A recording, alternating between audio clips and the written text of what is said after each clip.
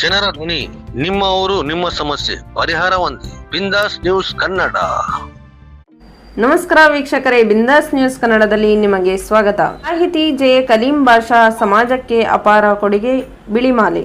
ಹೌದು ವೀಕ್ಷಕರೇ, ಮಾನವೀಯತೆ, ನೈತಿಕತೆ ಹಾಗೂ ಕನ್ನಡದ ಮೇಲಿನ ಅಪಾರ ಪ್ರೀತಿಯಿಂದ ಸಮಾಜ ಹಾಗೂ ಸಾಹಿತ್ಯ ಕ್ಷೇತ್ರಕ್ಕೆ ದಿವಂಗತ ಸಾಹಿತಿ ಜೆ ಕಲೀಂ ಬಾಷಾ ಅವರ ಅಮೂಲ್ಯ ಕೊಡುಗೆ ನೀಡಿದ್ದಾರೆ ಎಂದು ಕನ್ನಡ ಅಭಿವೃದ್ಧಿ ಪ್ರಾಧಿಕಾರದ ಅಧ್ಯಕ್ಷರಾದ ಪುರುಷೋತ್ತಮ್ ಬಿಳಿಮಾಲೆ ತಿಳಿಸಿದರು. ಹರಿಹರ ನಗರದ ಕಾಟ್ವೆ ಭವನದಲ್ಲಿ ನಡೆದ ಜೆ ಕಲೀಂ ಬಾಷಾ ನೆನಪು ನಮನ ಹಾಗೂ ಕವಿಗೋಷ್ಠಿ ಕಾರ್ಯಕ್ರಮದಲ್ಲಿ ಮಾತನಾಡಿದ ಅವರು ಬಂಡಾಯ ಹಾಗೂ ಗೋಕಾಕ್ ಚಳುವಳಿಗಳಲ್ಲಿ ಕಲೀಂ ಬಾಷಾ ಅವರ ಸೇವೆಯನ್ನು ಸ್ಮರಿಸಿದರು.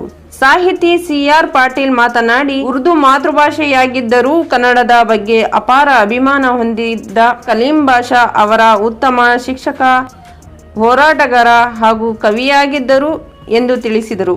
ಕಲೀಂ ಬಾಷಾ ಅವರ ಪತ್ನಿ ಶಾಹಿನಾ ಕೌಸರ್ ಅವರನ್ನು ಆದರ್ಶ ಶಿಕ್ಷಕ, ಕವಿ ಹಾಗೂ ಕುಟುಂಬದ ಮಾರ್ಗದರ್ಶಕರಾಗಿ ಸ್ಮರಿಸಿದರು. ಕಾರ್ಯಕ್ರಮದಲ್ಲಿ ವಿವಿಧ ಸಾಹಿತಿಗಳು, ಗಣ್ಯರು ಹಾಗೂ ಕುಟುಂಬದ ಸದಸ್ಯರು ಭಾಗವಹಿಸಿ ಅವರಿಗೆ ನಮನ ಸಲ್ಲಿಸಿದರು. ವರದಿ ಸೈಯದ್ ಶಾಮೀರ್, ಬಿಂದಾಸ್ ನ್ಯೂಸ್ ಕನ್ನಡ, ಹರಿಹರ.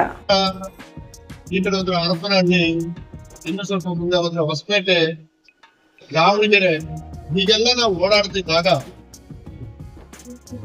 ನನಗೆ ಒಬ್ಬ ಸ್ನೇಹಿತನಾಗೆ, ಒಬ್ಬ ಮಾರ್ಗದರ್ಶಕನಾಗೆ ನಮ್ಮನ್ನ ಉನ್ನತ ಹೋಗುತ್ತಾ ಇದ್ದವರು ಜೆ ಕಲೀಂ ಬಾಷಾ. ನಾನು ದಕ್ಷಿಣ ಕನ್ನಡ ಜಿಲ್ಲೆಯಲ್ಲಿದ್ದೆ. ದೂರ ಹೋಗ್ಬೇಕಲ್ಲ ಅಂತ ಅಂದ್ರೆ ಮಧ್ಯರಾತ್ರಿ 2 ಗಂಟೆಗೆ ಹರಿಹರ ಬಸ್ ಸ್ಟ್ಯಾಂಡ್ ನಲ್ಲಿ ಬರುವ ಬಸ್ ನಿಂತ್ರೆ ನಮ್ಮನ್ನ ಸ್ವಾಗತಿಸಲಿಕ್ಕೆ ಕಲೀಂ ಬಾಷಾ ಅವರು ರೆಡಿಯಾಗಿ. ಅಂದ್ರೆ ಇದನ್ನು ಯಾಕೆ ಹೇಳ್ತೀವಿ ಅಂತಂದ್ರೆ, ಇವತ್ತು ನಾವು ಕರ್ಕೊಂಡಿರುವ ಅಥವಾ ಇವತ್ತಿನ ಸಮಾಜ ಇದು ಅನಗತ್ಯ ಅಂತ ಭಾವಿಸಿರುವಂತ ಮಾನವೀಯತೆ ಏನಿದೆ, ಹ್ಯುಮ್ಯಾನಿಟಿ ಏನಿದೆ, ಅದರ ಒಂದು ಉತ್ಕೃಷ್ಟ ಮಾದರಿ ಜೆ ಕಲೀಂ ಬಾಷಾ.